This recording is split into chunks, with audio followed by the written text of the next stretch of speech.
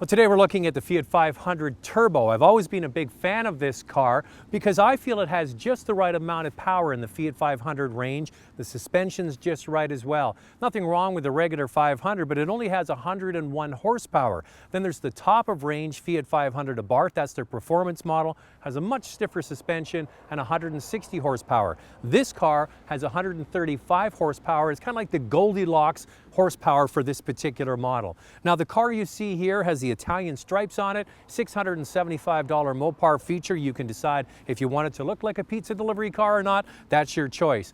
I would spend $300 for the hyper black wheels. I think those look smart. And you can tell a 500 Turbo because it's got a slightly different bumper. It bulges out a little bit to make room for the intercooler for the turbocharger. So the Fiat 500 gets some nice updates for 2015 on the inside. And there's one major update to this car that's probably going to help Fiat sell a whole lot more Fiat 500 Turbos.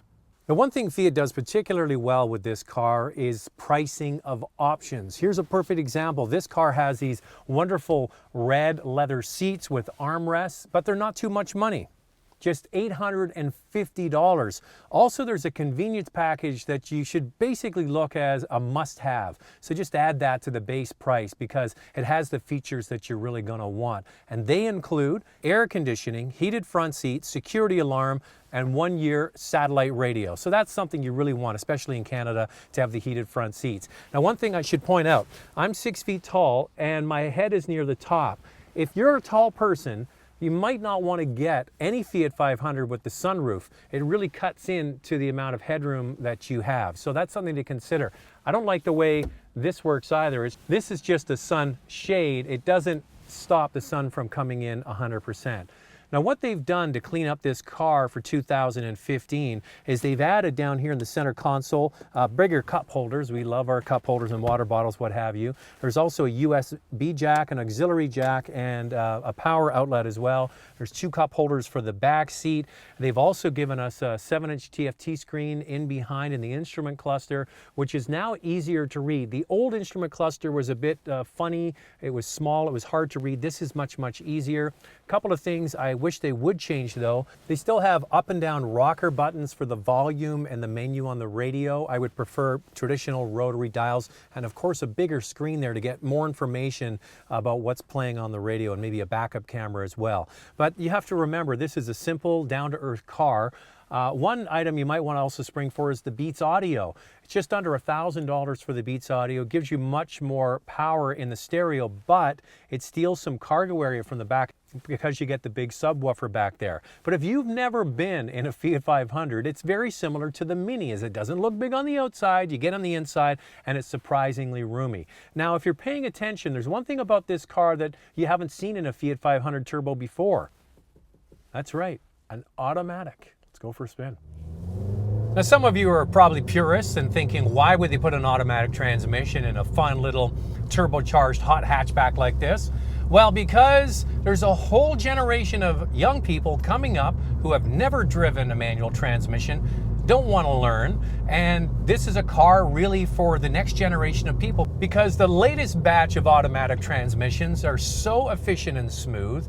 They deliver the same kind of driving dynamics without having to do all the work. Personally, I like this car with a manual transmission. Now, you don't get paddle shifters on the steering wheel, which is too bad. You can slide it over and then rock the controller back and forth. But the good news, this car in every Fiat 500 has a sport button. When you push the sport button, it changes the parameters of the automatic transmission, holds the gears a little bit longer, and gives you more power. It also changes the weight of the steering to make it feel a little bit sportier. Now, this car already has a lower suspension than the regular 500, and it's stiffer.